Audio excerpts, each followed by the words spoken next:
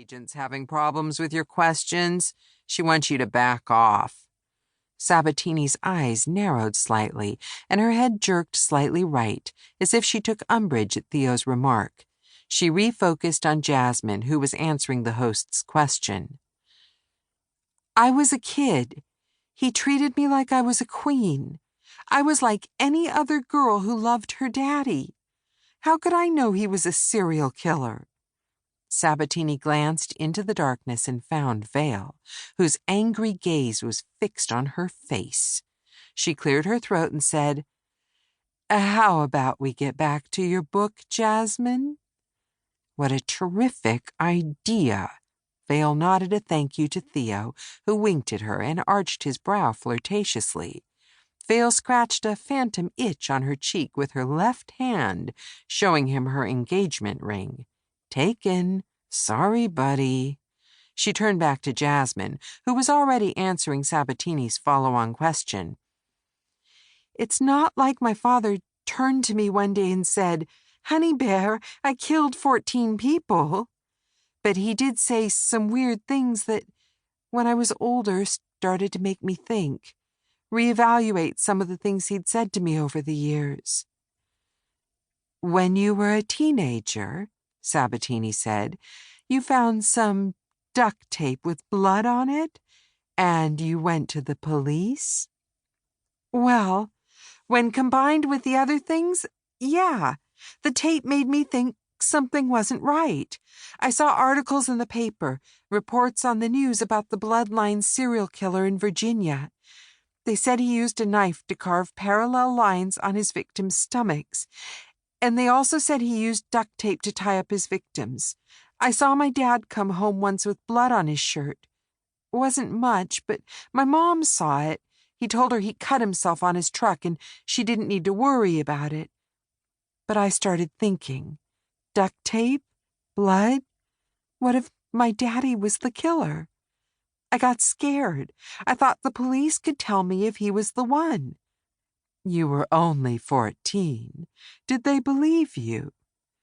Not really. They brought him in and questioned him, along with a bunch of other men from the area, to make it look like they weren't targeting him.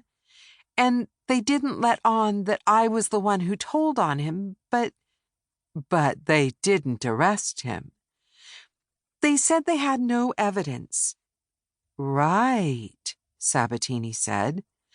But 4 years later, you found some more duct tape. Jasmine nodded, her gaze off somewhere behind Sabatini, into nothingness, like she was reliving the memory. I found it in the trunk of his car. There was blood on the roll, on the inside, on the cardboard. I went back to the police and told them, again, that I was worried my father was the killer. And they believed you this time? No. But I told them I was not leaving until I talked with the detective. So I sat there for an hour, and the detective finally came with a social worker because I wasn't 18 yet.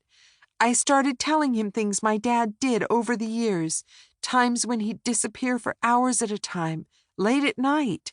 I'd wake up when he came home, 3 or 4 in the morning. I once came out of my room and asked him where he'd been. He didn't smell like booze, so he hadn't been out drinking. What did he say? His favorite answer. Don't worry about it, darling. Maybe he was having an affair. Maybe. But it always happened the night before another body was found.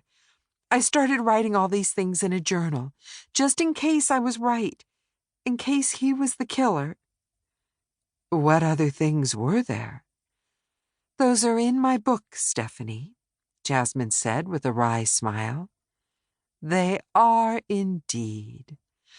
Let's get back to that roll of duct tape you found. The second one. It later became key evidence. Right. The DNA was contaminated, so that was a problem. But there was something else, an issue with forensic procedure, chain of custody. Even if it was considered tainted evidence, why didn't they question him?